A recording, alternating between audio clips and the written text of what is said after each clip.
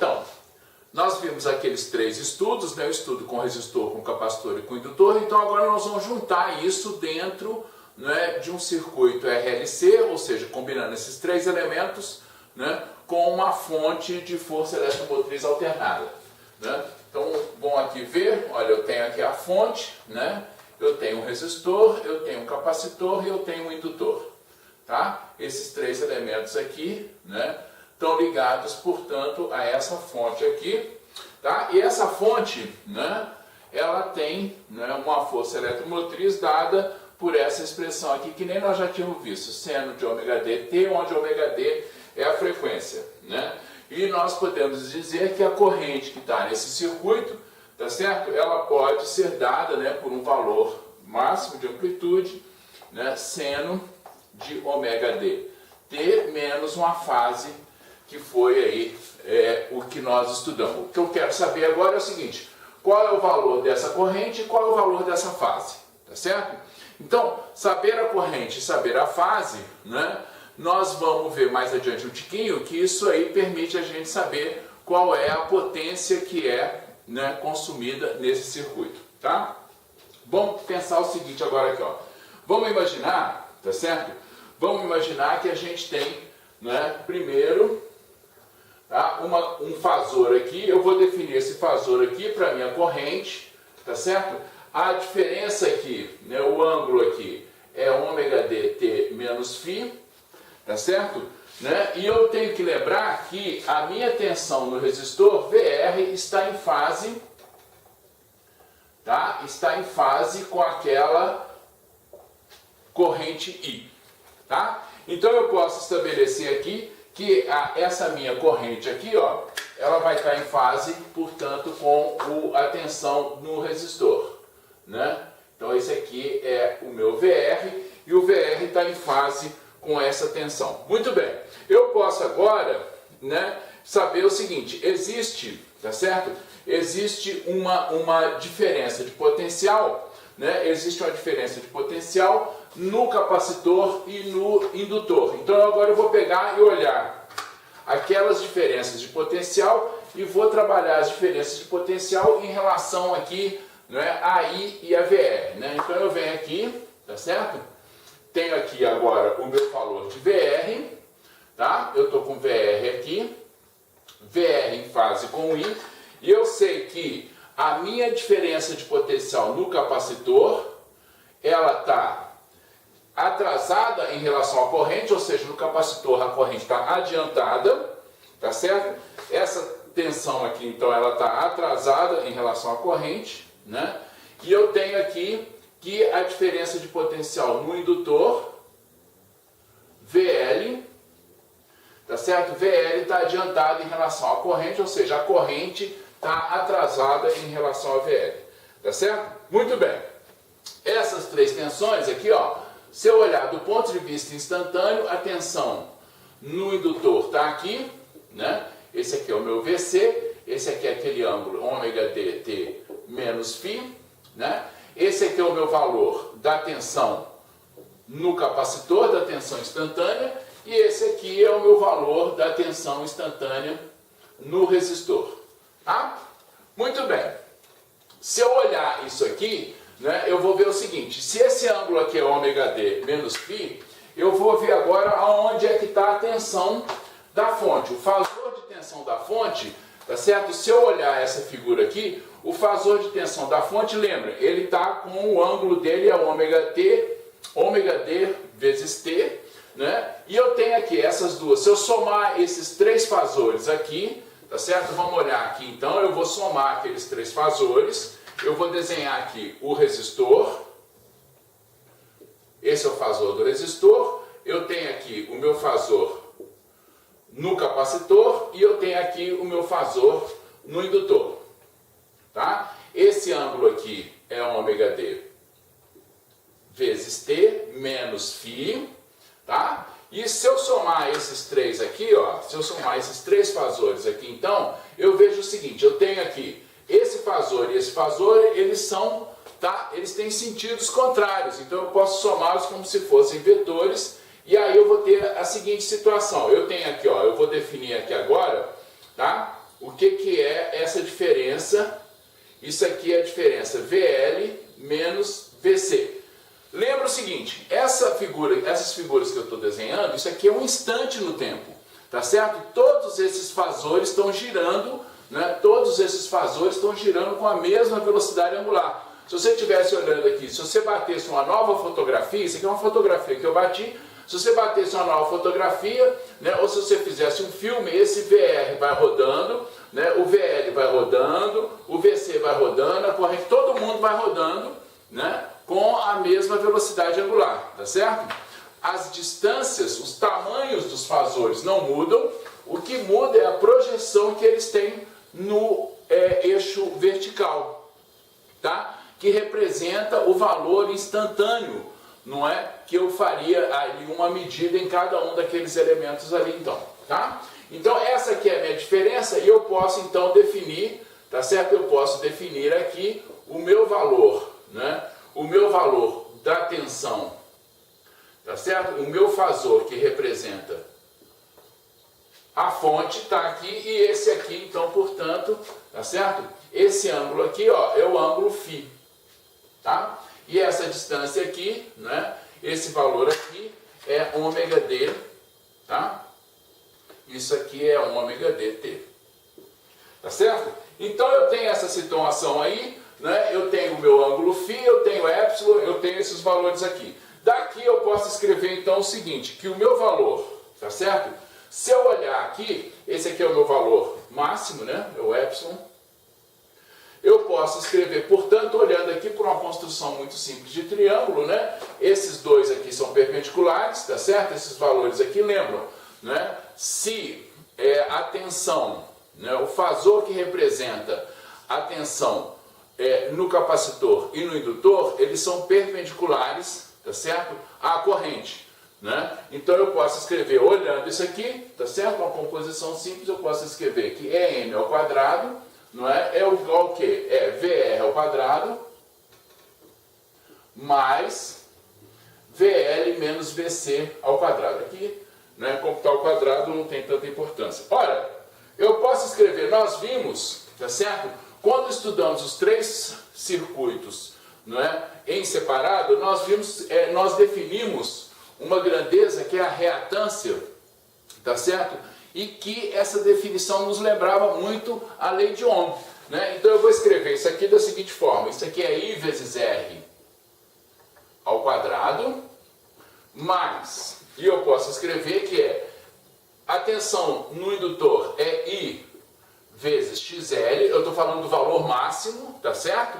Tá? Presta atenção, né, que eu estou falando aqui, né, eu estou falando aqui dos valores máximos, das amplitudes dessas oscilações, tá? Não estou falando aqui, né, nós vamos ver mais adiante, né, que essa mesma representação vai valer aqui, né, e aqui eu tenho menos I vezes XC, reatância capacitiva ao quadrado, né? Daqui eu posso tirar I e colocar em evidência, né? Então eu vou ficar, isso aqui vai ser igual a I ao quadrado, que multiplica, tá? I ao quadrado, que multiplica R ao quadrado, mais XL menos XC elevado ao quadrado. Tá? Eu coloquei em evidência, né? E puxei aquilo ali, tá?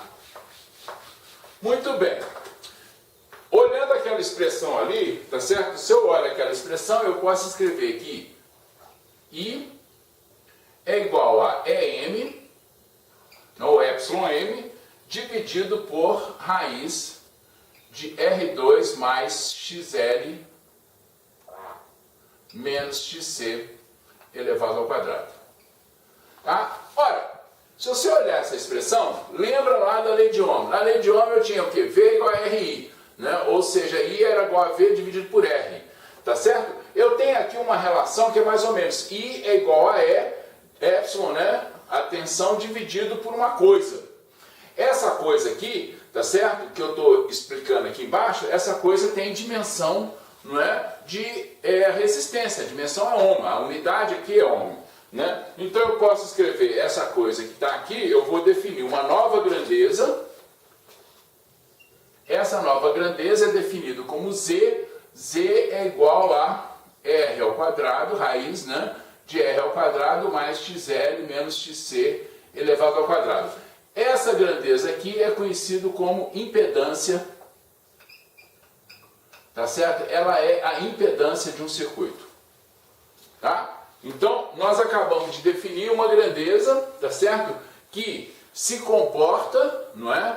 Como aquela grandeza que relaciona a tensão que é aplicada no circuito, tá certo? Com a resposta desse circuito, que é a corrente que está passando pelo circuito, né? Muito bem, então daqui a gente pode definir, portanto, né, que a minha corrente, o valor máximo da corrente é a tensão dividido pela impedância, tá? Muito bem, então primeira coisa que nós achamos, olha só, esse aqui que eu estou procurando.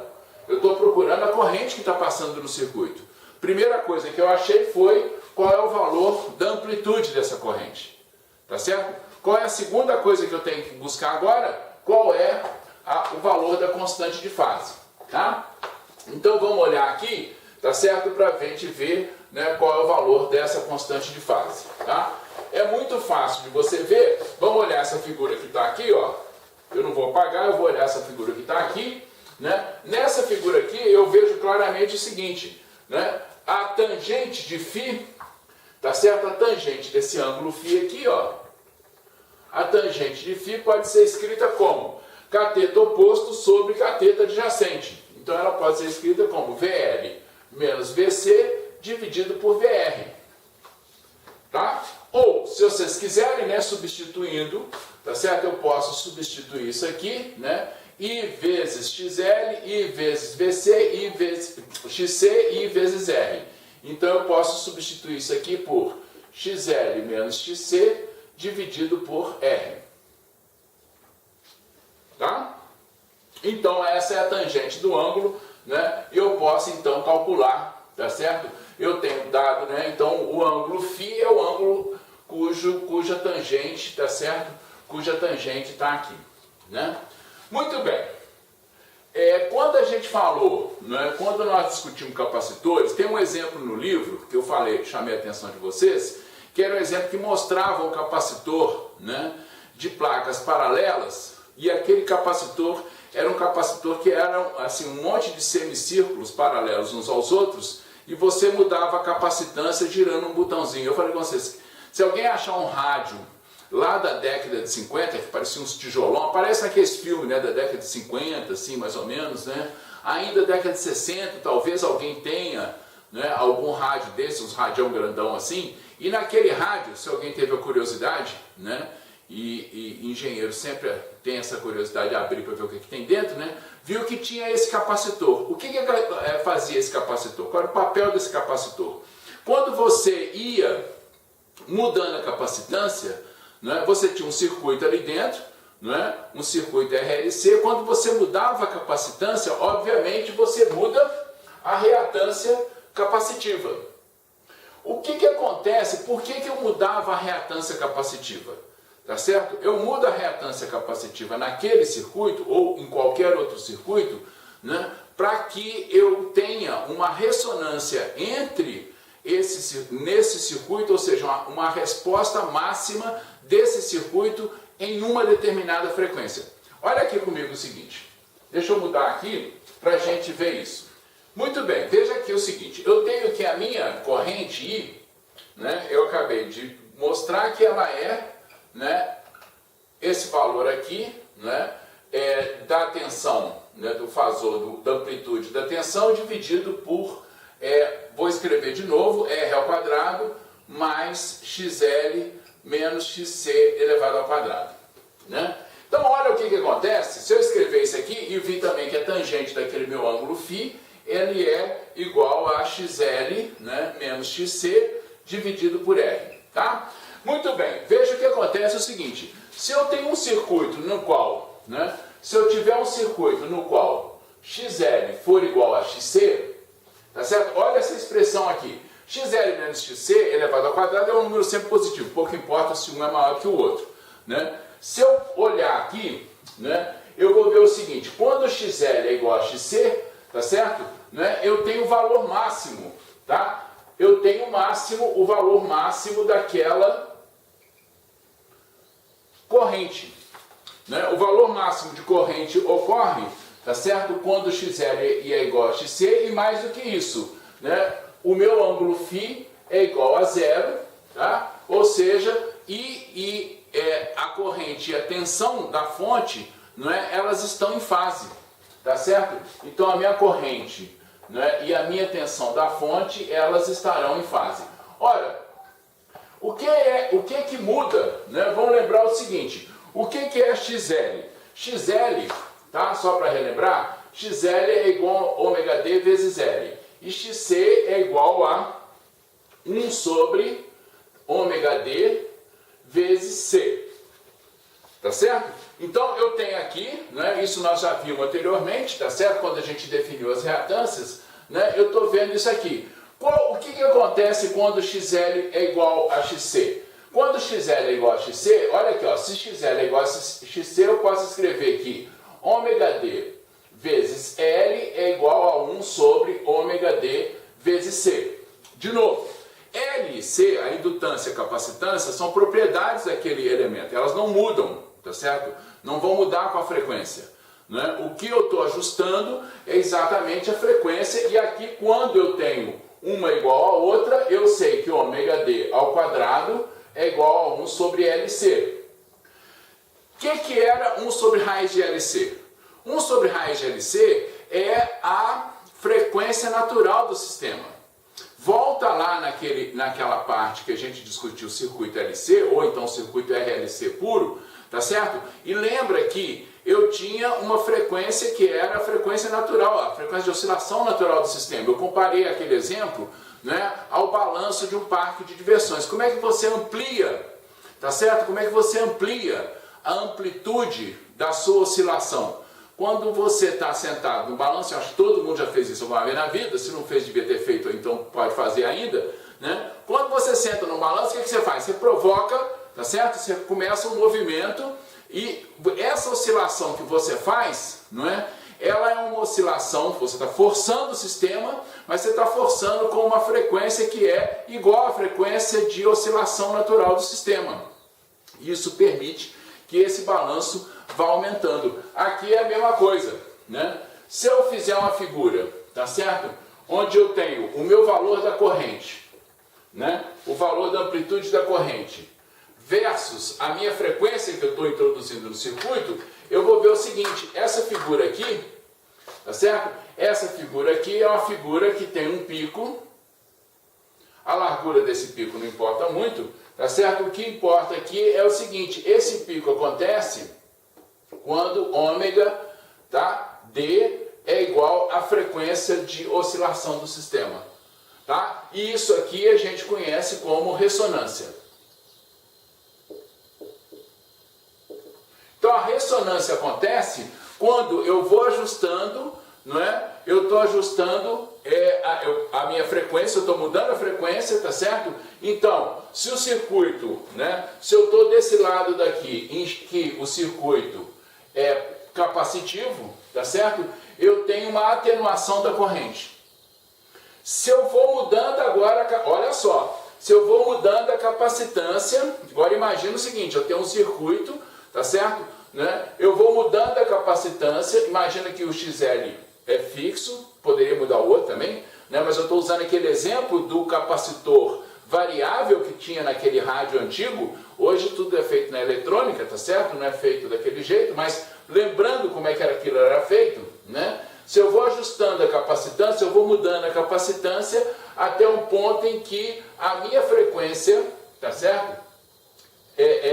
Ao ajustar a capacitância, eu mudo de tal forma que a minha frequência vai ficar igual à frequência da oscilação forçada. O que é a frequência da oscilação forçada?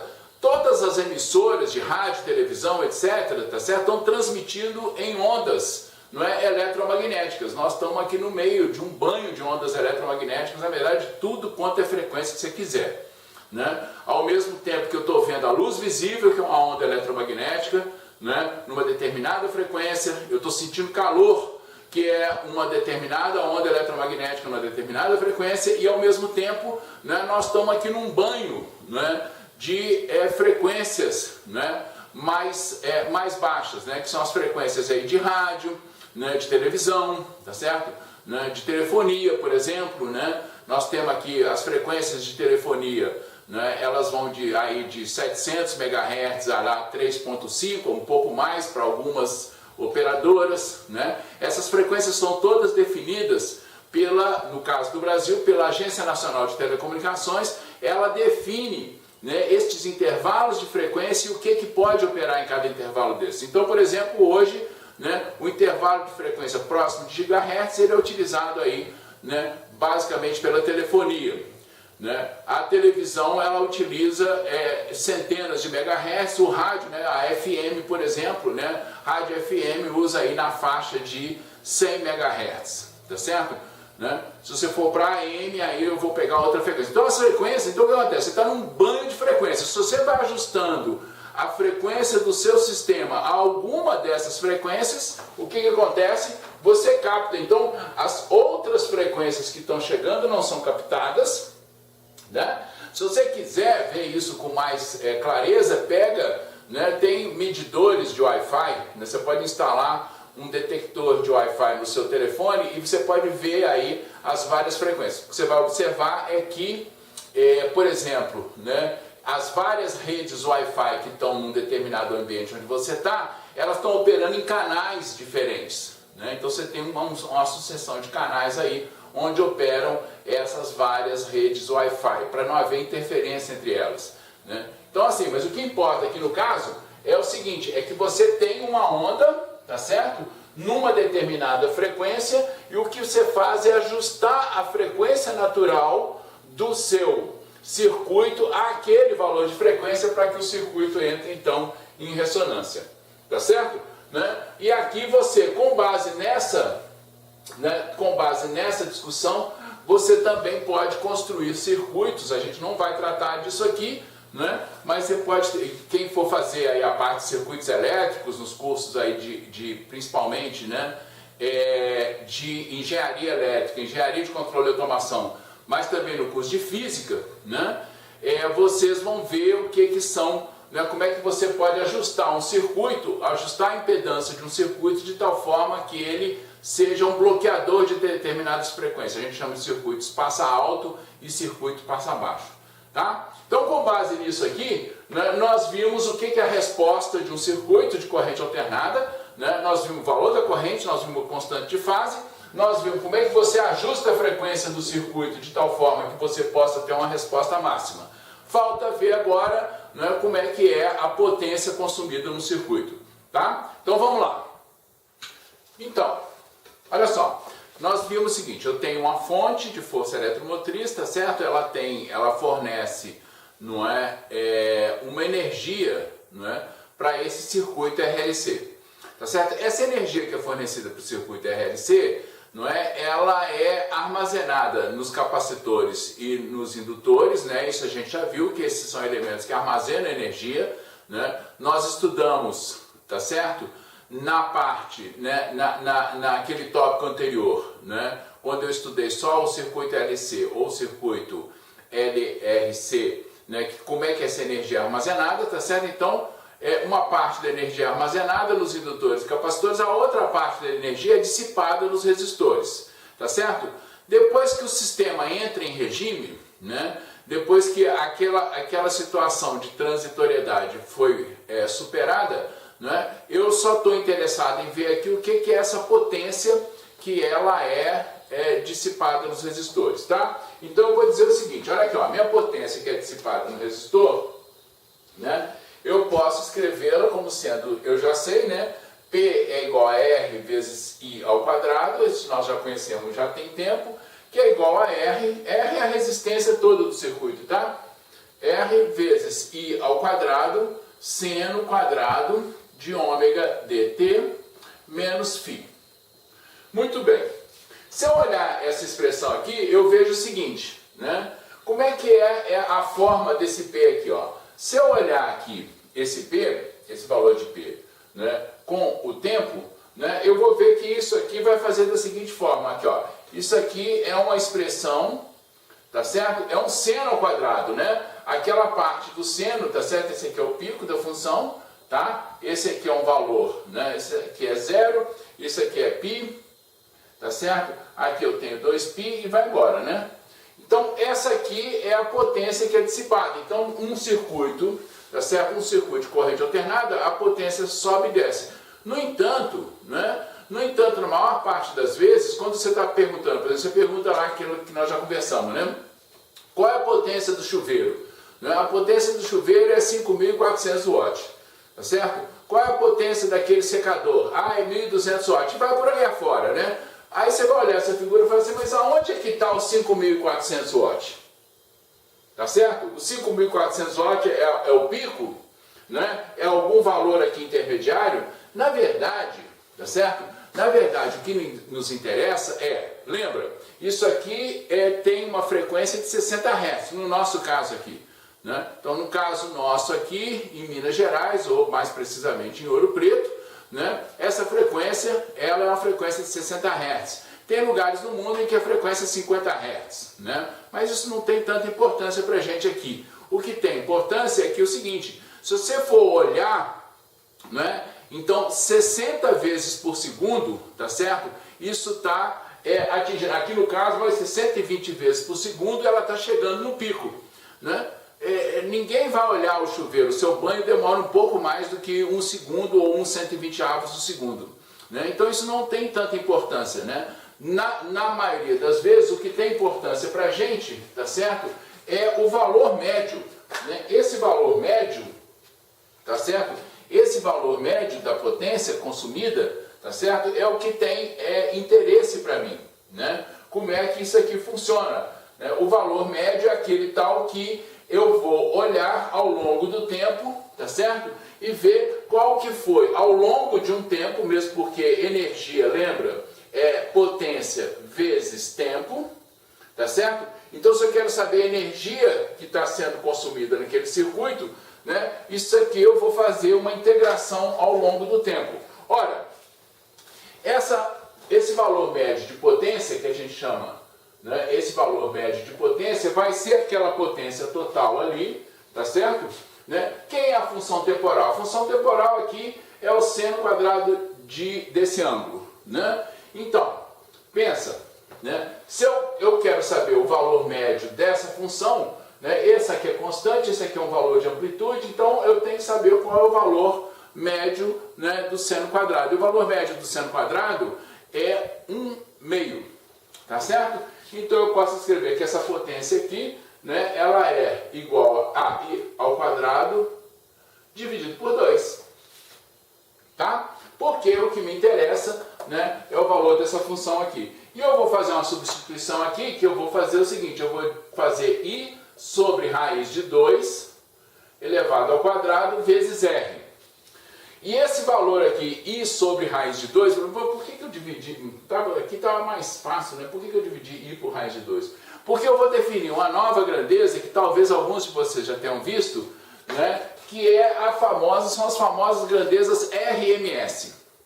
Né? Inclusive tinha uma época, né? Isso meio foi regulamentado, né? Tinha uma época que você ia comprar, né, um determinado equipamento, principalmente equipamento de som, né? Aí tinha lá a propaganda, tem uma potência de 200 milhões de watts. Você falou, 200 milhões de watts? Não tem jeito, você botar para ouvir uma música que tem faquinho. Fala assim, que diabo é isso? Né? Porque, né, existiam várias maneiras de definir o que era. Então você, por exemplo, estava definindo uma potência de pico, né? Lembra que nós acabamos de ver ressonância? Você estava definindo uma potência de pico para um determinado valor específico de frequência. Que não pode, né? Então, resolveu-se instituir, isso já havia antes, mas resolveu instituir o seguinte, quando você for definir a potência de um equipamento, você tem que definir qual é o consumo, a potência média desse equipamento. E em função disso, né, duas grandezas foram criadas, que são as grandezas RMS. Você pode talvez já ter visto essa definição, né, que RMS quer dizer valor quadrático médio, né? Vem aí do inglês Root Mean Square, tá? Então, se você olhar, tá certo? Se você olhar um determinado equipamento, né, ele vai te dar lá, tem a potência RMS, ou então, né, você vai medir. Esses valores RMS, da mesma forma que eu estou medindo, né, a corrente, eu posso dizer que a minha tensão RMS também é igual, né, à tensão que eu tenho, tá certo, na rede, dividido por raiz de 2. Quando você pegar um multímetro e for medir, você pega um multímetro e bota na tomada, né, e ele te dá um valor lá de 127 volts, tá certo? Esse valor que você está medindo é o valor RMS, né? É aquele valor, então, se você quiser saber, se você medir 127 volts, se você ligar um equipamento lá e ele te der, por exemplo, né, nós falamos do chuveiro, tá certo? Ele te dá uma corrente de 30 amperes, né? Então você tem 30 amperes RMS vezes 127 volts RMS, tá certo? Então se eu tenho lá um chuveiro,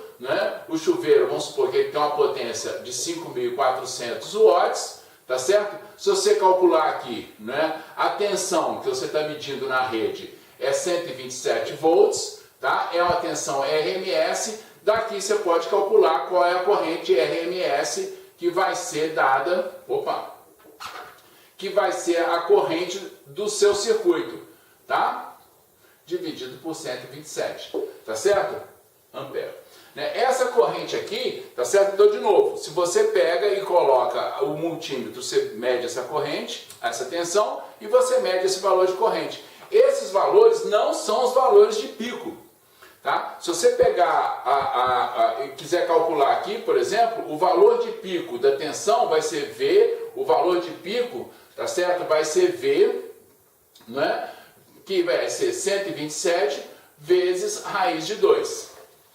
Tá? Então esse é o valor de pico se você estivesse olhando, né? Se você colocar, tem um outro equipamento de medição que é um osciloscópio, se você colocar no osciloscópio, aí sim você vai ver esse valor de pico aqui, né? Então o 127, tá certo? O 127 é um valor, né? O 127 é um valor que está abaixo do valor de pico, tá? Muito bem, né? E eu observo o seguinte, se eu olhar agora, lembra daquela minha curva, né, na qual eu tinha, né, eu tinha a minha tensão no resistor, né, eu tinha aqui a minha tensão da fonte, tá certo? Que forma um ângulo φ aqui, né? Se eu olhar essa tensão aqui, eu vou ver o seguinte, né, eu sei que a minha tensão no resistor é igual a tensão da fonte vezes cosseno de φ, tá? E eu posso então dizer que este cosseno de φ, esse é um elemento importante, esse cosseno de φ ele é igual a R dividido por Z. Né? De novo, se a minha reatância capacitiva for igual à reatância indutiva, né, o meu cosseno de φ vale 1, né? Porque aqui Z vai ser igual a R, né? Eu tenho R sobre R é igual a 1. Esse cosseno de φ, né? Cosseno de φ é conhecido como o fator de potência. Se você olhar a sua conta de luz, tá certo? O seu consumo de energia, né? Você tem aí, né, um cálculo lá, uma definição do que é o seu fator de potência. Qual a importância do fator de potência? O fator de potência ele vai te dar a seguinte informação: quanto do seu circuito, tá certo, é indutivo ou capacitivo, né? É interesse da empresa de distribuição, tá certo? É interesse da empresa de distribuição, em geral, que você tenha, não é, toda a energia que você recebe, você consuma. Na sua casa, tá certo? Na sua casa, o maior consumo de energia, ele ocorre nos equipamentos resistivos. Você tem uma parte indutiva, por exemplo, no motor da geladeira, né, em outros motores que você tenha na sua casa, tá certo? Mas a maior parte do consumo é um consumo resistivo, né? Então o fator de potência normalmente é próximo de 1. Se o fator de potência começa a se afastar muito de 1, uma parte da energia que você está recebendo está sendo armazenada em capacitores e indutores, e outra parte está sendo consumida em circuitos resistivos, né? E isso não é em geral de interesse. Então muitas indústrias, aqueles que forem aí pelo ramo, né, da aplicação industrial, em muitas indústrias você tem que fazer correções no fator de potência, tá? Então o fator de potência é uma informação importante que ele vai estar te dizendo, né, quanto da energia que você está recebendo, quanto que você está consumindo, tá? Então, com esses elementos aqui, né, com esse estudo aqui, a gente chega, tá certo?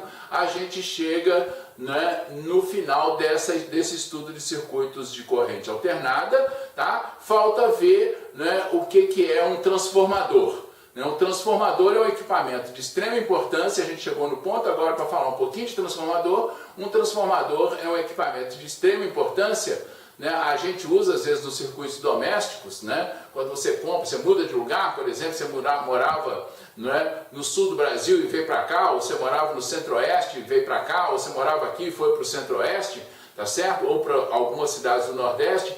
E o Brasil tem a alimentação feita em duas tensões diferentes. Tem uma tensão de 220, tem uma tensão de 127, tá certo? Então você precisa aí, muitas vezes, você precisa de ter um transformador em casa, né? Os equipamentos que também você carrega, celular, computadores, todos eles também usam esse tipo de equipamento, né? Então você tem uma tensão de entrada, né, de 127 ou 220 volts e uma tensão de saída, no caso aí, né, de muitos equipamentos, na faixa de 5, 9 e às vezes 19, 21 volts, que é a tensão de alimentação aí, né, do seu equipamento. Então esse equipamento transformador, ele é de extrema importância, né? Nós vamos falar um pouquinho dele agora então.